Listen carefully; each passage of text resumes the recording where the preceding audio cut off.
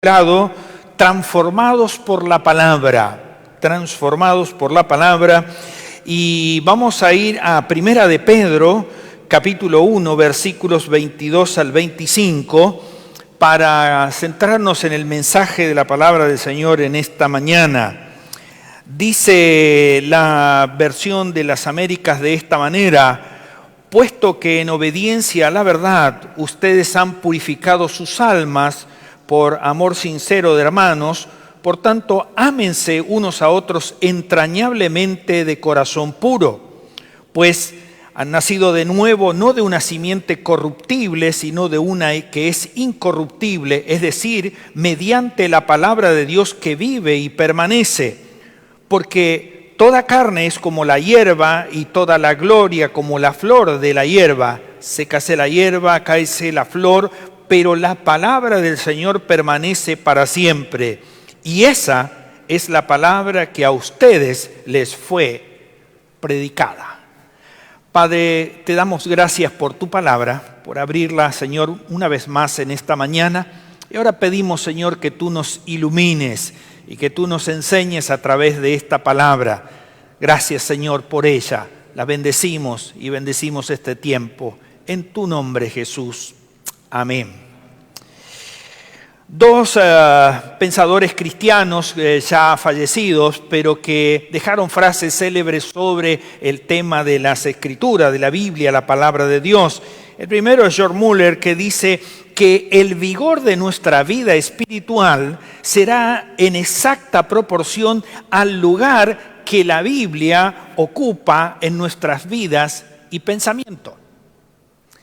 El segundo pensamiento es de una mujer que tampoco ya está en la presencia del Señor, se llamaba Corrie ten Boom, y ella dice lo siguiente: no te preocupes por lo que no entiendas de la Biblia, preocúpate por aquello que sí entiendes, pero que no lo aplicas a tu vida. Creo que estos dos pensamientos nos dan para introducirnos en el valor y la importancia de la palabra de Dios y respecto a este tema que he abierto en esta mañana, transformados por la palabra. ¿De qué manera la palabra de Dios nos transforma? ¿De qué manera cambia nuestra manera de pensar, nuestro estilo de vida, nuestra manera de conducirnos en este mundo? La palabra tiene el valor principal de afectar nuestras vidas. Una de las grandes preocupaciones que tienen los cristianos y que han tenido a lo largo de toda la historia en este mundo, tiene que ver con aquellas cosas de la palabra de Dios que no entienden. Aquellos versículos difíciles o aquellas expresiones o enseñanzas de la palabra que a veces son complejas de entender o de comprender y siempre crean esa incertidumbre del desconocimiento. Por eso es que propulsamos permanentemente desde aquí, desde el púlpito y desde la escuela dominical, que es fundamental el conocimiento, el aprendizaje, el escudriñar, como dice, o sea, el bucear, el meterse dentro de la palabra para poder conocer cada día más. Ahora, déjeme decirle que si usted está preocupado por las cosas que no entiende, hay algunos pasos fundamentales que debemos dar. O sea, es imposible hacerlo desde una concepción netamente humana. O sea, leer la Biblia como un libro más es algo que no nos dará como resultado. ¿Por qué? Porque necesitamos que una luz especial, la luz que provee el Espíritu Santo de Dios, nos ayude a entender, interpretar, conocer y reconocer las enseñanzas de las Escrituras. Por eso es que la palabra es viva y eficaz justamente en función de que tiene esa particularidad tan potente de crear en nosotros un nuevo conocimiento, una nueva concepción. El Señor Jesús dice con respecto a la ayuda del Espíritu Santo para nosotros en el entendimiento de la palabra, dice allí en Juan 16:13, cuando venga el Espíritu de verdad, o sea, el que enseña la palabra, Él nos guiará a toda la verdad y Él no hablará de su propia cuenta, sino que lo que dirá es lo que ha oído y le contará lo que sucederá en el futuro. O sea, la enseñanza de la palabra es vigente en todo tiempo y en toda circunstancia. Como les decía, impulsamos desde nuestra iglesia la importancia de la centralidad de la palabra, de la enseñanza de la palabra y del estudio de la palabra. Como decía, a veces estamos preocupados por aquellas cosas que nos cuestan entender o que no sabemos cómo llegar a una comprensión mejor o más completa. En esta mañana yo quiero hacerle 4 recomendaciones sencillas respecto a cómo leer e interpretar las Escrituras. O sea, un elemento, una ayuda práctica bien sencilla que están basadas sobre 4 palabras. La primera es, ¿qué me dice la palabra? O sea, y aquí la palabra es, ¿qué debo saber yo? ¿Qué es lo que me quiere enseñar la palabra? La segunda cosa es una advertencia. ¿Dónde me debo detener? Cuando usted lee las Escrituras de esta manera, o sea, ¿qué me está diciendo el texto de hoy? ¿Qué cosas quiere donde yo debo detenerme, considerar y tal vez cambiar de dirección? La tercera cosa es justamente eso. A la luz de esta enseñanza de la palabra, ¿qué cosas yo debo cambiar? ¿Está todo bien en mi vida o hay algo que debo cambiar? Y la cuarta cosa es que la palabra me impulsa a poner en práctica. O sea, nada de lo que recibimos como enseñanza es simplemente para una capacidad intelectual, un conocimiento. Sabemos muchísimo. ¿Y qué pasó? Entonces, aquí la palabra es, ¿qué debo comenzar a hacer con respecto a lo que la palabra de Dios me está enseñando? O sea, la Biblia va produciendo en nosotros una transformación en nuestro estilo de vida. Va cambiando nuestro carácter, nuestra manera de entender y pensar con respecto a la vida y a las Escrituras que el Señor nos enseña. El Señor Jesús nos aconseja en Mateo 16, 26, en la nueva versión Vida, dice, ¿de qué le sirve al hombre ganarse el mundo entero y perder la vida eterna? Y la segunda pregunta que hay acá dice, ¿habrá algún valor terrenal que compense las pérdidas de tu alma? ¿No? Entonces, aquí cuando tomamos estas enseñanzas así, de esta manera, nos ayuda a comprender el por qué estamos viviendo como estamos viviendo y por qué realmente necesitamos cambio. El título era Transformados por la Palabra y la pregunta sería aquí, ¿transformados para qué? ¿Quiero yo ser transformado? Son preguntas que debemos hacernos personalmente y responderlas internamente. 2 cosas quiero en esta mañana desarrollar a la luz de este pasaje de 1 Pedro capítulo 1, 22 al 25. Lo primero es la razón fundamental de que somos transformados para amar. El mensaje de esta mañana va a tener 3 columnas que usted va a quedar bien en claro a lo largo de este mensaje para entenderlo. Por un lado, la obediencia a la palabra de Dios, que da como resultado un desarrollo de fe, de conocimiento en el Hijo de Dios. Lo segundo tiene que ver, la segunda columna tiene que ver que eso produce en nosotros, de acuerdo al texto, un nuevo nacimiento y que da una tercera columna o una vía fundamental de la cual el cristiano no puede escapar, que es amar a su prójimo. Así que sobre la base de eso vamos a desarrollarnos. Dice el texto, puesto que en obediencia a la verdad, ustedes han purificado sus almas para un amor sincero de hermanos, ámense unos a otros entrañablemente de corazón puro. El contexto de estos versículos finales tienen que ver con el fundamento del comienzo de este capítulo. O sea, esas 4 palabras que le dije que usted tiene que tener en cuenta cuando estudia las Escrituras, también son necesarias entender lo que yo les digo siempre, el contexto. O sea, ¿qué hay anterior a esto y qué hay posterior a esto? A veces nosotros tomamos un solo versículo, ¿no? Allí por allí hay un salmo que si usted lo lee, la frase sola dice, no hay Dios. O sea, bueno, entonces la Biblia dice que no hay Dios. No es eso. Cuando usted lee los contextos, o sea, lo que hay arriba y lo que hay abajo, entiende en función de qué se dijo lo que se dijo. O sea, aquí lo que es claro y comenzando entonces en el desarrollo contextual de este capítulo, encontramos, por ejemplo, allí en el versículo 3 de este capítulo 1, donde dice: Dios nos ha hecho nacer de nuevo a una esperanza viva mediante la resurrección de Jesucristo. O sea, el cristiano tiene una esperanza fundamentada no en el aire, sino fundamentada en el conocimiento de las Escrituras que nos llevan, dice, a una esperanza viva a través de la salvación que llega por el Señor Jesucristo. Ahora, le invito a que pongamos en práctica estos 4 pasos que yo le propuse recién al comienzo para que estudie o para que conozca más en profundidad las Escrituras. Lo primero, entonces, ¿qué es lo que tengo que saber? En el versículo 13 de este capítulo, contextualmente, encontramos lo siguiente: por tanto, preparen su entendimiento para la acción, sean sobrios en espíritu, otra vez, pongan su esperanza completamente en la gracia que les traerá la revelación de Jesucristo. En otras palabras, el apóstol Pedro está diciendo aquí que Dios quiere que nosotros sepamos que nuestra esperanza está garantizada en la gracia de la revelación de su Hijo Jesucristo. O sea, cuando habla de obediencia a la palabra, habla de conocimiento de la palabra que nos da entonces esa potencialidad. O sea, aquí no es cualquier esperanza. Es la esperanza que es una garantía que nos puede dar vida y vida eterna.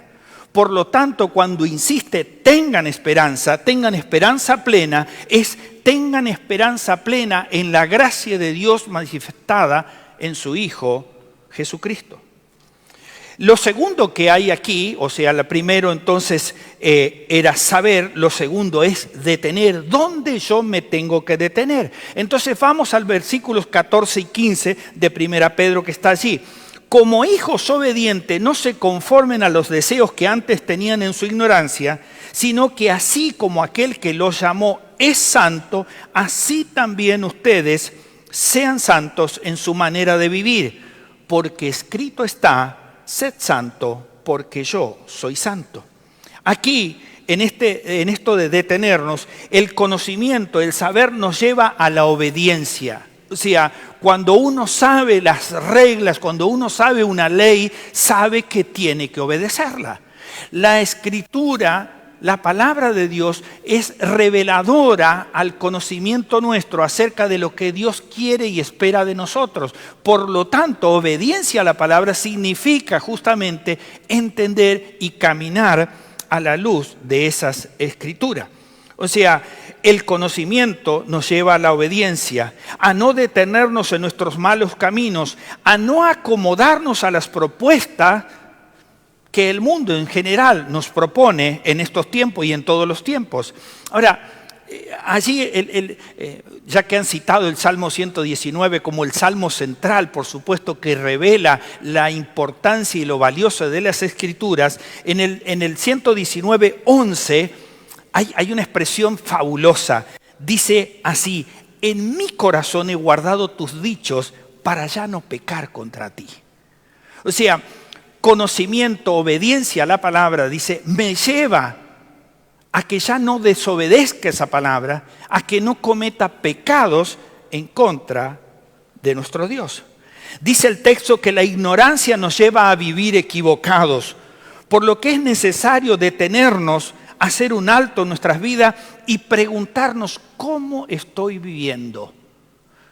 ¿Qué debo saber? ¿Dónde me debo detener? Necesito hoy parar y decir: ¿qué es lo que estoy haciendo con mi vida? ¿Cómo está funcionando mi vida? La palabra nos lleva constantemente a preguntarnos: ¿qué estoy haciendo? Y esa reflexión nos conduce al desafío que Dios nos propone. Dios nos propone vivir en obediencia a su palabra cada día. El texto terminaba diciendo: porque escrito está, sed santo, porque yo soy santo. O sea, esa es la propuesta, lo que nos manda a hacer. El tercer mandato es cambiar el modo de vida. O sea, saber, detenernos, cambiar. Dice el versículo 17, y se invocan como Padre aquel que imparcialmente juzga según la obra de cada uno, condúzcanse con temor reverente durante el tiempo de su peregrinación. Cambiar tiene que ver con respetar las nuevas reglas de vida. Aquí se aplica el principio de nuestra conversión. Esto lo enseñábamos hace muchos años atrás, ahora no se presenta así de esta manera, pero yo puedo recordar a los viejos evangelistas, a los Billy Graham, enseñándonos lo que significaba la conversión. Significaba, dice, estás caminando hacia un lado, hacia una dirección y giras totalmente 180 grados y caminas en otra dirección. Y eso representaba la conversión. O sea, estás caminando por el mal camino, por el camino equivocado, ahora giras y comienzas a caminar por un nuevo camino. El proverbio nos es claro en este sentido. 14:12. Hay caminos que al hombre le parece que son derechos, pero su final es un camino de muerte. O sea, si queremos vivir una vida, un camino de nueva vida, necesitamos caminar en el temor reverente. ¿Y eso qué significa? Bueno, el temor reverente a Dios es más que un simple temor o miedo a lo que me pueda pasar por lo que estoy haciendo o lo que creo que voy a hacer. ¿Qué es entonces? Aquí temor es la actitud que tenemos como cristianos al reconocer el poder y la condición de la persona de Dios al cual reverenciamos por ese conocimiento. Así de simple y de sencillo. O sea, que acá la palabra obediencia significa o implica un sinónimo, sumisión. Y la sumisión es ponerme debajo de la dirección de Dios, de la dirección que me da su palabra y caminar en ese sentido. O sea, es un compromiso, una relación personal que tenemos con Dios y por eso nos esforzamos en vivir de una manera reverente. Suena así como cosa, pero es muy sencillo. O sea, es respetar los principios que Dios nos enseña en su palabra. A veces nos preguntamos cuál es la razón por qué tenemos tantos errores o fracasos en nuestras vidas. Revisemos otra vez. ¿Qué es lo que me dice la Escritura? ¿Dónde me debo detener? ¿Qué cosas debo cambiar? Y la cuarta cosa es el mandato de comenzar. ¿Cómo voy a transitar este nuevo camino? Entonces ahí sí nos metemos en el texto de hoy y vamos al versículo 22 que dice: puesto en la obediencia a la verdad, o sea, a la palabra, ustedes han purificado sus almas por amor sincero de hermanos, por tanto, ámense unos a otros entrañablemente de corazón puro. Una de las doctrinas más importantes del cristianismo, por supuesto, es el amor. El amor que expresamos primeramente a nuestros hermanos, como indica la Escritura, pero también es nuestro amor al prójimo, a aquel que todavía no conoce la experiencia maravillosa de la vida eterna a través de su Hijo Jesucristo. O sea, esto nos lleva a tener una capacidad muy especial de amar a las personas, porque primeramente hemos experimentado el amor de Dios en nuestras vidas que nos capacitó o nos capacita para amar a otros. Aquí el apóstol dice, se regocija de todo lo que Dios ha hecho y está haciendo para lograr un futuro mejor, infinitamente feliz de su creación. O sea, ¿cuál es el propósito de Dios? ¿Simplemente convertirnos? Es para que vivamos una vida de plenitud y de felicidad y gocemos en esta tierra. O sea, este versículo describe cómo vivimos los cristianos, que nos dejamos guiar por su palabra. Creemos que vivimos de acuerdo enteramente a lo que su palabra nos enseña. Por tanto, no es sorprendente que en este cuarto mandato haya dos razones por las cuales debamos amar a otra persona. Primero, la razón para amar en el versículo 22 dice, puesto en obediencia a la verdad, ¿no? Dice, purificada nuestras almas, o sea, perdonados nuestros pecados. Dice, para que con amor sincero de hermanos, amemos entrañablemente de corazón puro. Aquí la primera razón, quedamos limpios de nuestros pecados para obedecer a la verdad y amar entrañablemente. La palabra entrañablemente, aquí en este caso, en el original significa el tratamiento a lo que sería la musculatura física nuestra. Los que hacen atletismo o los que les gusta practicar atletismo o algún tipo de deporte, se van esforzando permanentemente un poco más para que su cuerpo tenga una mayor elasticidad, ¿no? Para que los músculos se estiren hasta lo máximo, ¿no? O sea, yo ya no puedo llegar en una flexión hasta abajo porque ya no da, porque he perdido esa capacidad. Ahora me dice, bueno, pero ¿y eso qué tiene que ver con el amor? Eso es lo que enseña.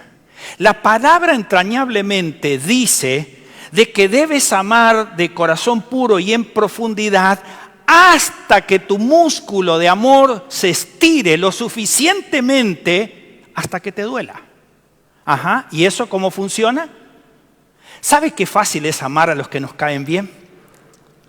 Uno los abraza, los besa, quiere estar con ellos. Ahora, los que son pesados, a los que nos hacen mal, a los que nos hacen la guerra, a los que nos complican la vida, a los que en nuestro trabajo nos hacen sacar canas verdes, entrañablemente es que tu músculo del amor se estire hasta el límite, casi al punto de quebrarse, y lo sigas amando. Me estás perjudicando la vida, pero te sigo amando. Ahora debemos entender claramente qué significa eso también. Amar a esa persona no significa que como haces con los otros que te caen bien los abraces y los beses. Amar significa, allí en ese caso, respetar, tolerar, dejar que tu músculo de amor se estire hasta lo máximo y lo sigas amando.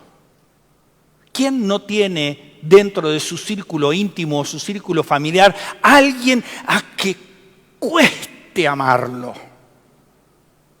Casi es un sacrificio amarlo. Eso es lo que dice. Esa es la enseñanza que nos da aquí. Y la segunda cosa que hay aquí, la razón para amar, dice en este amar profundamente, es el tema de que somos nacidos de nuevo.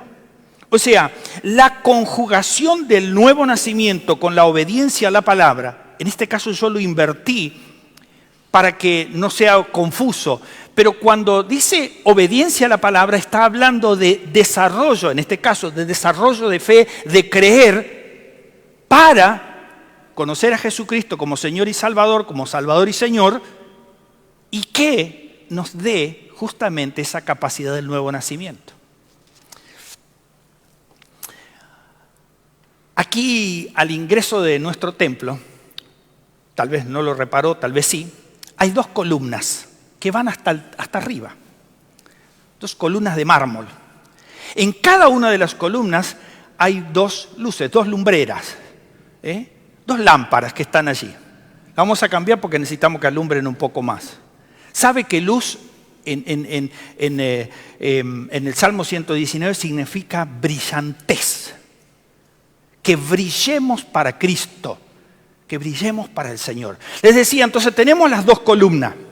Entonces, pensando en este ejemplo que le estaba presentando, es una de las columnas sostiene la lámpara de la obediencia a la verdad. ¿Qué es lo que yo creo? La segunda columna sostiene la lámpara de mi nuevo nacimiento. Juntando estas dos cosas me queda la puerta del centro por la cual el Señor me dice que yo debo amar. Porque primeramente alguien cuando entré por esa puerta me amó demostrando el amor de Dios y por eso estoy donde estoy. Gabriel, las dos misioneras que me llevaron al conocimiento de la palabra, una está en la presencia del Señor y la otra es muy ancianita. Miriam Brunen y Raquel Graciole, son las que hicieron en mí una nueva persona. Por supuesto, me hicieron conocer al Señor Jesucristo. Y así es que uno llega. Eran dos misioneras dedicadas allá en el medio de la selva donde no había nada. Pero eso fue su amor. Obedecieron a la palabra, se fueron de misionera a lo último de la tierra argentina, porque tenían un nuevo nacimiento y ese nuevo nacimiento les dio la pasión de amar a las personas. Y cuando abrimos la puerta de nuestro templo, es que en obediencia a la palabra y porque realmente hemos nacido de nuevo, amamos a quien ingresa. Yo sé que hay algunas personas a las cuales amamos porque son fáciles de amar, pero hay algunas muy difíciles. Que tu músculo del amor se estire entrañablemente hasta lo máximo. Dice Jesús, en estos conocerán todos que ustedes son mis discípulos, si tienen amor los unos por los otros. O sea, primeramente debemos amarnos nosotros, pero esa capacidad para amar a aquellos que todavía no nos conocen. El final de la bienaventuranza que dimos el domingo pasado, después de las 8, al final Jesús propone lo siguiente: así brille vuestra luz entre los hombres para que vean vuestras buenas acciones y glorifiquen a Dios. Ese es el desafío que tenemos. Entonces,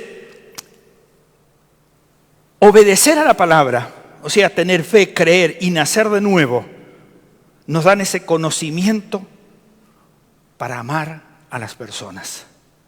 Y la segunda cosa que hay aquí es transformados para vivir y permanecer.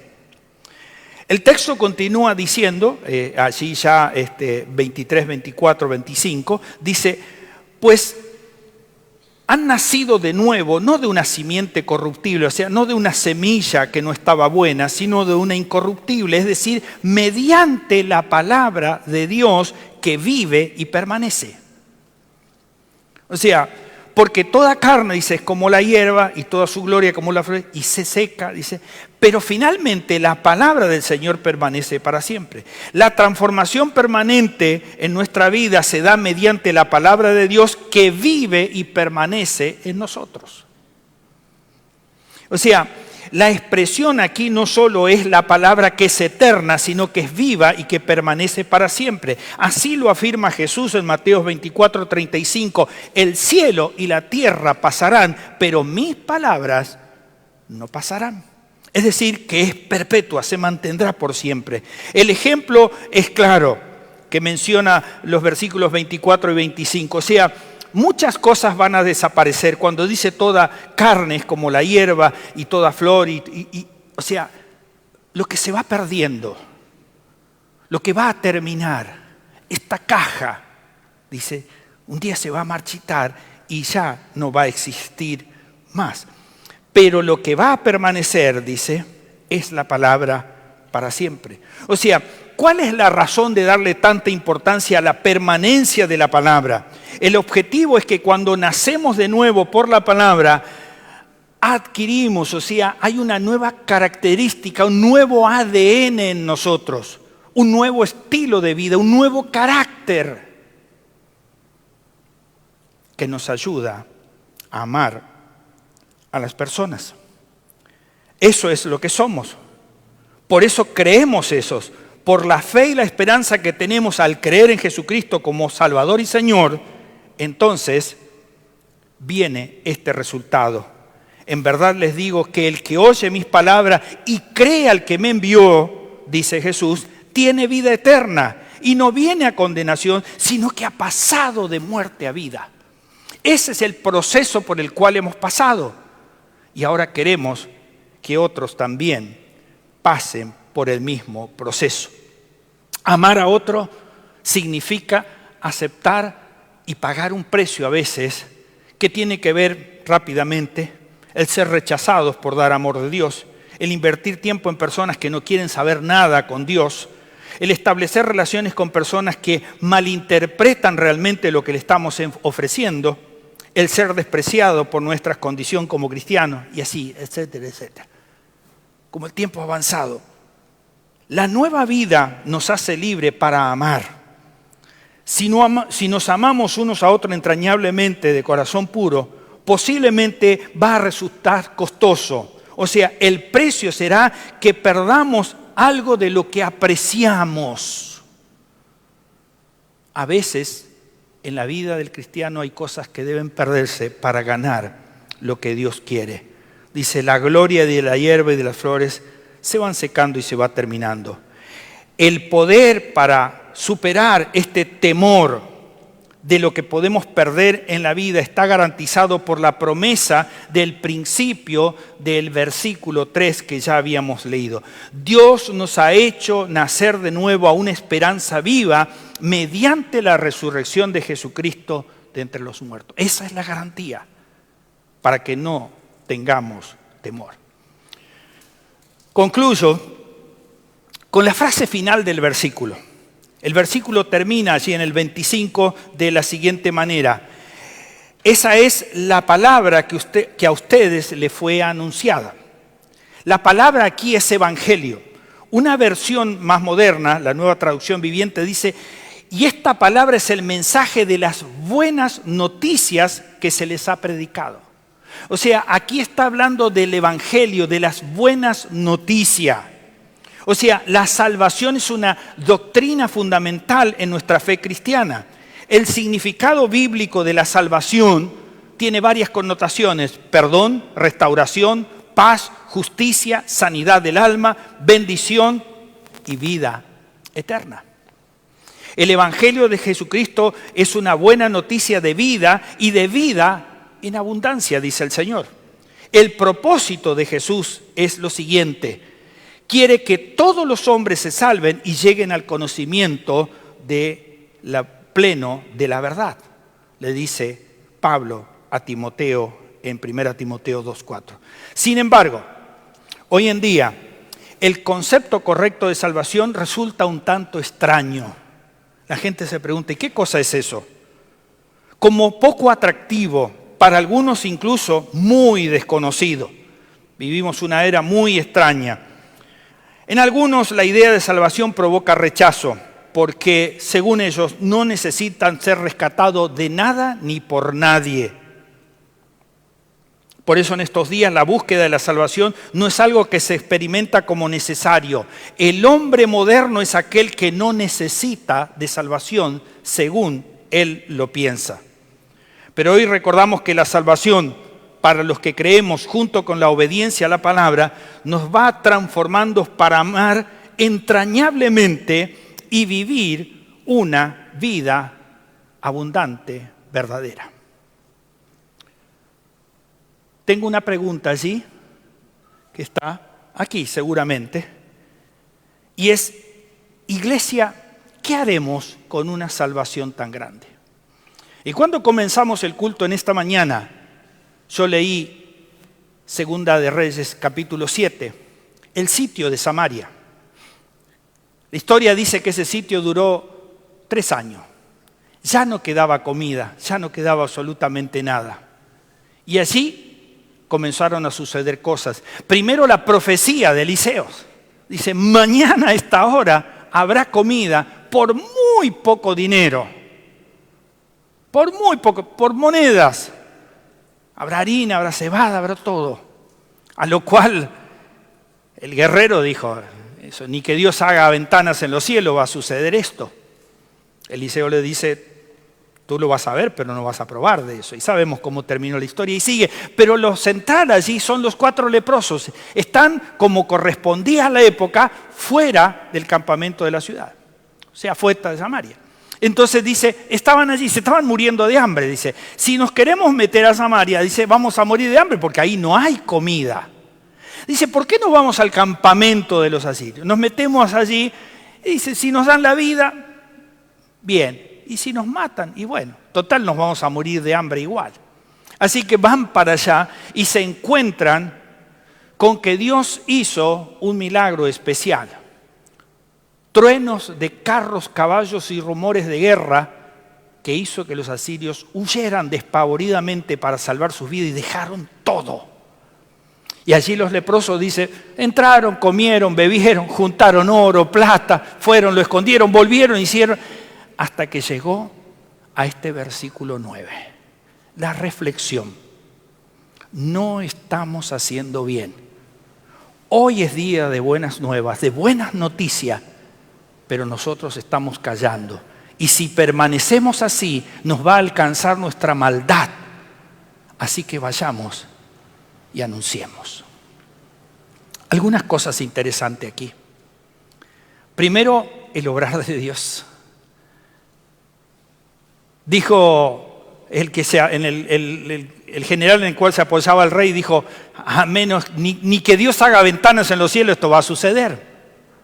Dios lo puede hacer. Y Dios lo hizo.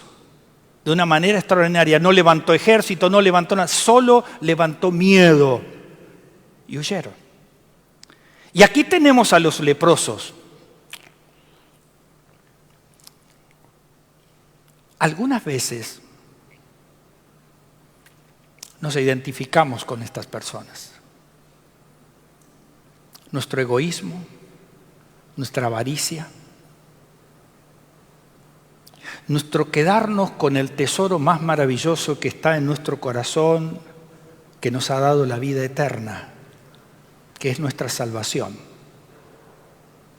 Y lo tenemos bien guardado, lo tenemos escondido. Iglesia, ¿qué haremos con esto? ¿Vamos a esconderlo? El Señor dice, hoy es día de buenas noticias. Hoy es día para anunciar. Y eso significa, no es este día exclusivo, sino todos los días. Si no, nos va a alcanzar nuestra maldad, nuestro egoísmo, nuestra avaricia. No tiene que ver con lo material como los leprosos, tiene que ver con los tesoros que Dios nos ha dado y que los estamos guardando. Dios nos ayude a pensar y reflexionar de que estamos siendo transformados por la palabra, no para que seamos unos capos intelectuales en el conocimiento de las Escrituras, sino porque en obediencia, primer columna, al nuevo nacimiento que ya tienes, la ancha venida del medio es que ames a tus hermanos primeramente y también a tu prójimo. Dios nos ayude a entenderlo. Dios nos ilumine para entender eso. Amado Padre Celestial, te damos gracias por el privilegio de conocer tu palabra. Por cada día, Señor, poder con toda libertad bucear dentro de ella, escudriñarla y entender, Señor, de que esta salvación gratuita que hemos obtenido porque hemos obedecido un día a tu palabra y por fe hemos creído en Jesucristo, no es solo para tenerla guardada. Ayúdanos a comprender que cada día es un día para las buenas noticias. Ayúdanos a entender de que esa buena noticia debe ser anunciada, porque si callamos nos va a alcanzar nuestra propia maldad, nuestro propio egoísmo, nuestra propia avaricia de todos los tesoros de Dios en nuestro corazón. Ayúdanos a despertar de este letargo. La sociedad dice que no necesita de nadie, que la salvación es una utopía, es una cosa rara. Nosotros sabemos que eso es vida eterna. Ayúdanos, Señor, para que consagremos una vez más nuestras vidas y nos preocupemos cada día en las oportunidades que pones en nuestro camino para demostrar el amor de Cristo que murió en la cruz para darnos salvación y vida eterna. Alabado y bendecido sea tu nombre, en el nombre de Jesús. Amén y amén. Dios le bendiga, mi hermano.